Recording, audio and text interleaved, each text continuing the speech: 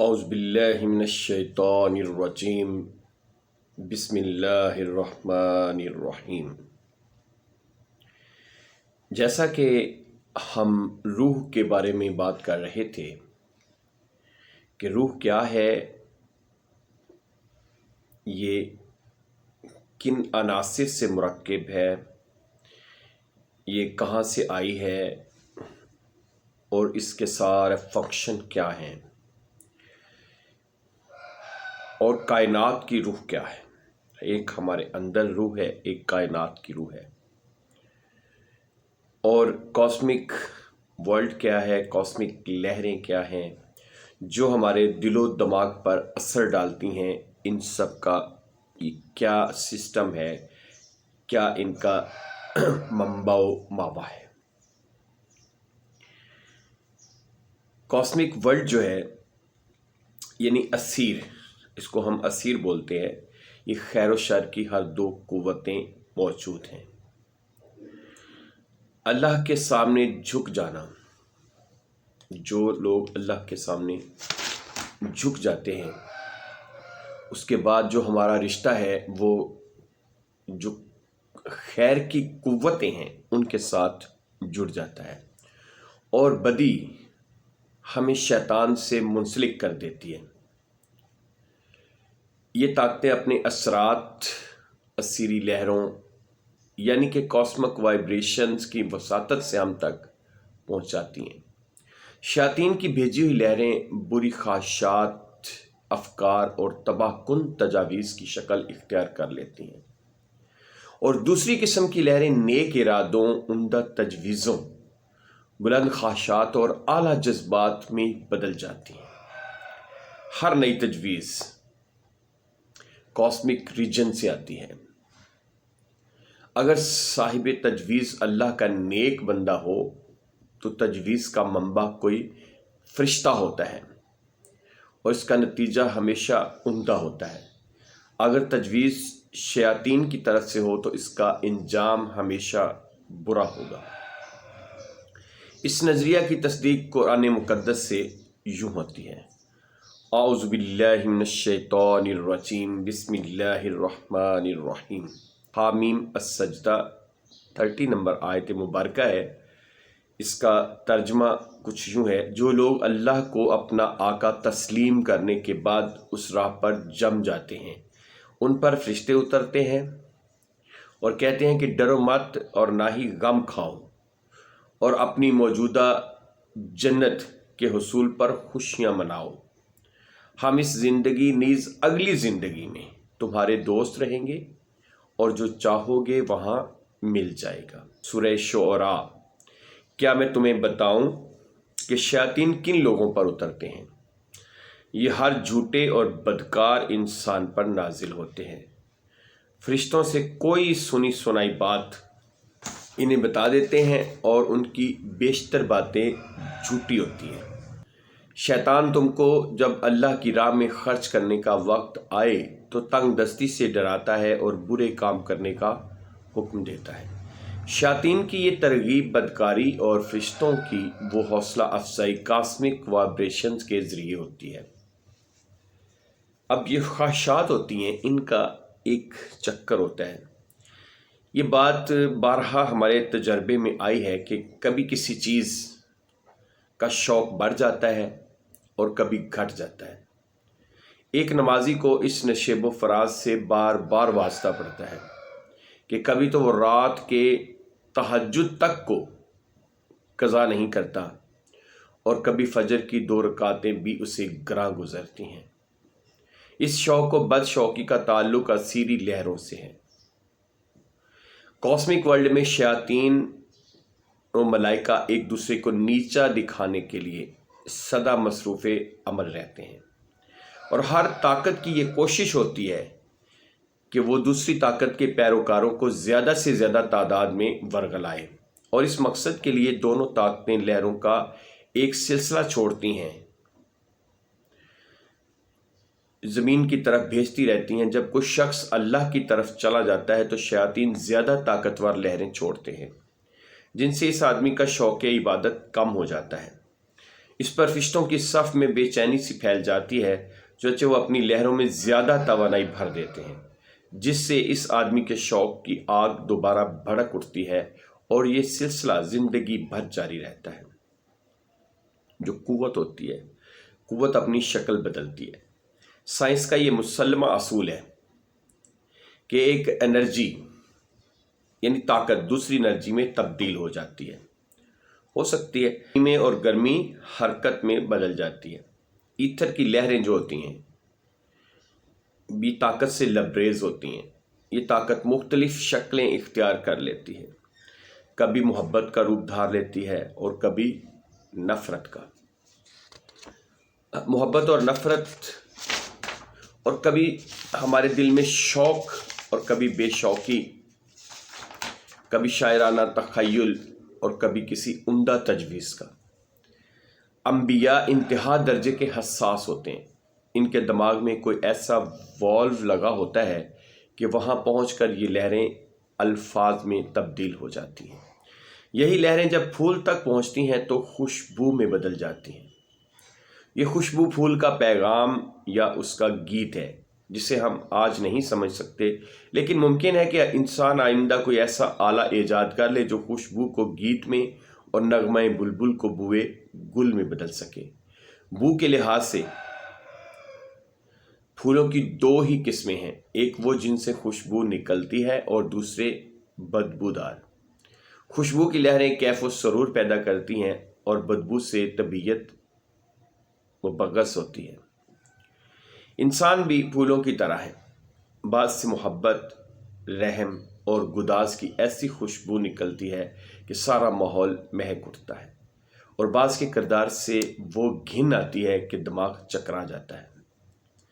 Doctor Alexander کونن لکھتا ہے، زمین کی طرح انسان کی ہستی سے بھی مقناطیسی لہریں خارج ہوتی ہیں جن کا اثر مختلف حالات میں مختلف ہوتا ہے۔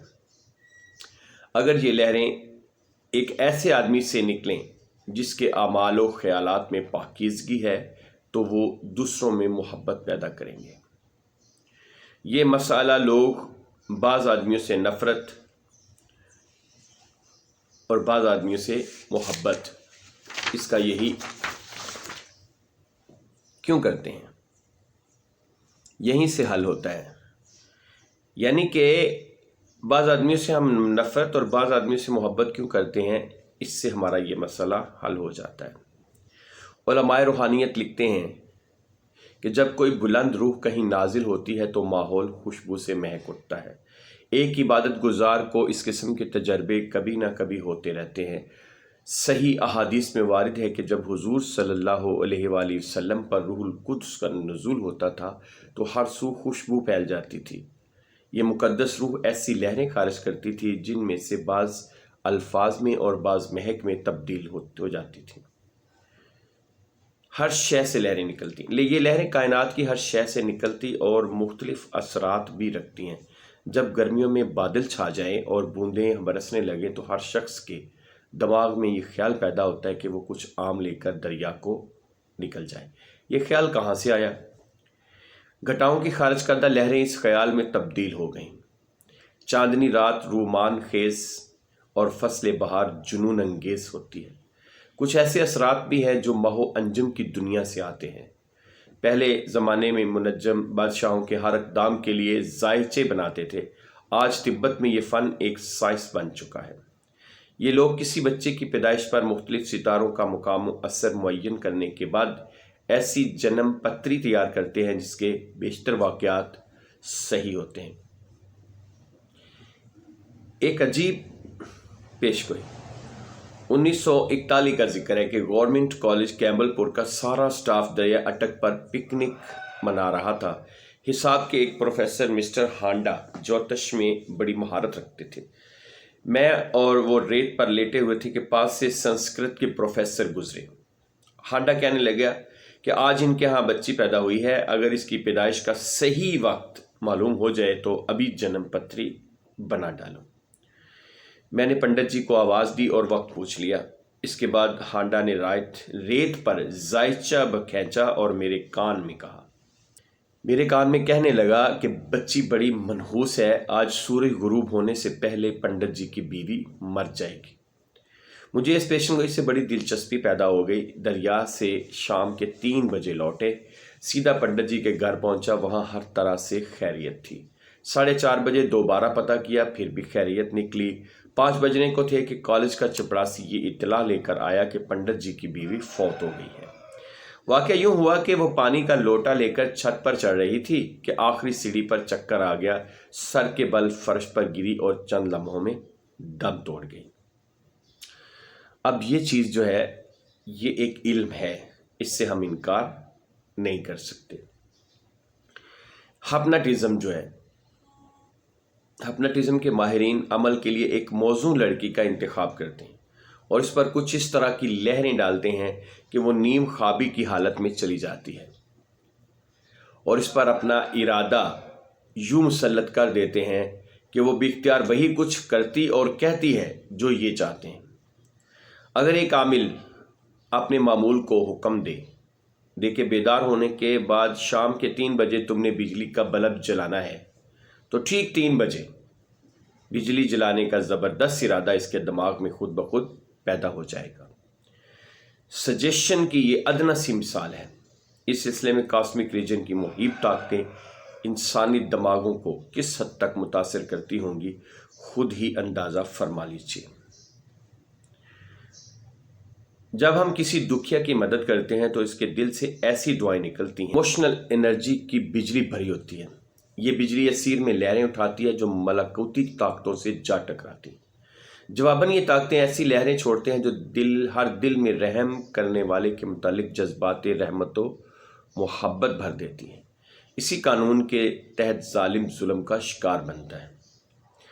ٹرائن لکھتا ہے، "Give the world the best you have and the best will come back to you"، یعنی دنیا کو بہترین چیز دو اور جواباً تمہیں بہترین چیز ملے گی۔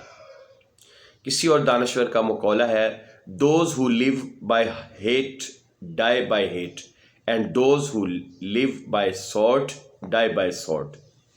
جو لوگ زندگی کی بنیاد نفرت پر رکھتے ہیں وہ نفرت ہی سے ہلاک ہوتے ہیں، اسی طرح تلوار کے زور سے زندگی بسر کرنے والے تلوار ہی سے مرتے ہیں۔ حضرت مسیح علیہ السلام کا ارشاد ہے، "Do good to those who hate you"، جو لوگ تم سے نفرت کرتے ہیں ان سے بھلا کرو۔ نیکی کی بدولت ہم کائنات کی ان طاقتوں سے رابطہ پیدا کر لیتے ہیں جو رحم و احسان کا سرچشمہ ہے، اور بدی سے ہم تباہ کن طاقتوں کو گھر میں آنے کی دعوت دیتے ہیں۔ ایمان ایک زبردست انرجی طاقت ہے۔ جب ہم اس طاقت کو ایتھر میں چھوڑتے ہیں تو تمام فیض رساں طاقتیں ہماری طرف متوجہ ہو جاتی ہیں اور ہماری امداد کرتی ہیں۔ میں یوں محسوس کرتا ہوں کہ ہر نیک دل اور پاکیزہ کردار انسان کے ارد گرد کوائے خیر یعنی فرشتوں کے پہرے لگا دیے جاتے ہیں، جو ہر مصیبت سے اسے بچاتے ہیں اور ہر الجھن میں اسے راہ دکھاتے ہیں۔ سورہ رعد آیت نمبر 11۔ اللہ نے انسان کے آگے اور پیچھے چند نگران مقرر کر رکھے ہیں جو خدائی اشارہ پا کر اس کی حفاظت کرتے ہیں۔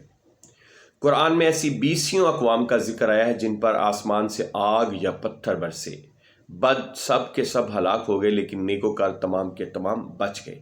کائنات کے مخفی کرندے ہمیں ہر جگہ مصروف عمل نظر آتے ہیں۔ گھٹاؤں کو برسنے اور تھمنے کا حکم کون دیتا ہے؟ پھولوں میں رنگ و بو کون بھرتا ہے؟ مکھی کو شہد بنانے کا فن کس نے سکھایا؟ ہمارے دل کی مشین کون چلا رہا ہے؟ ماں کے رحم میں بچے کی تشکیل کون کر رہا ہے؟ اور پھلوں میں لذت و خوشبو کون بھر رہا ہے؟ جواب ایک ہی ہے کہ فطرت کا مخفی ہاتھ، اس ہاتھ کو بڑھ کر تھام لیجیے۔ By yielding to nature, we learn to command it, the masters and the path۔ جب ہم فطرت کے سامنے جھک جاتے ہیں تو اسے مسخر کر لیتے ہیں۔ میرا ایمان ہے کہ نیک لوگوں کو تباہی کی کسی طاقت سے کوئی نقصان نہیں پہنچ سکتا، نہ دشمن سے، نہ رہزن سے، نہ آگ سے، نہ سانپ سے، کیونکہ دکھ گناہ کا نتیجہ ہے، اور جہاں گناہ کا وجود ہی نہ ہو وہاں دکھ کا کیا کام۔ جو ہی گناہ انسان کی زندگی میں داخل ہوتا ہے وہ خفیہ پہرے دار واپس بلا لیے جاتے ہیں اور انسان بے شمار مصائب میں گر جاتا ہے۔ ٹرائن کہتا ہے، دا گاڈ، صحیح خدا پرستی ہی سچی دانش ہے۔ جس شخص کو یہ دانش حاصل ہے اور وہ خدا داد طاقتوں کا صحیح استعمال جانتا ہے، اس پر یہ عظیم کائنات اپنے خزائن کے منہ کھول دیتی ہے اور وہ حسب طلب پاتا ہے۔ اسی دانش کا نام آسمان کی بادشاہت ہے، جس کی خبر حضرت عیسیٰ علیہ السلام نے یوں دی تھی: ناؤ میں علم نہیں کہ آسمان کی بادشاہت تمہارے اندر ہے۔ کچھ اسی قسم کی بات سنسکرت کی اس دعا میں بھی پائی جاتی ہے: میری روح سورج سے زیادہ روشن، برف سے زیادہ پاکیزہ اور ایتھر سے زیادہ لطیف ہے۔ یہ روح میں ہوں اور میں یہی روح ہوں۔ کل ہم اس کا باب دوم کا مطالعہ کریں گے، دنیائے اسیر، کاسمک یا آسٹرل ورلڈ۔ انشاءاللہ اس ٹاپک کو ہم کمپلیٹ کریں گے۔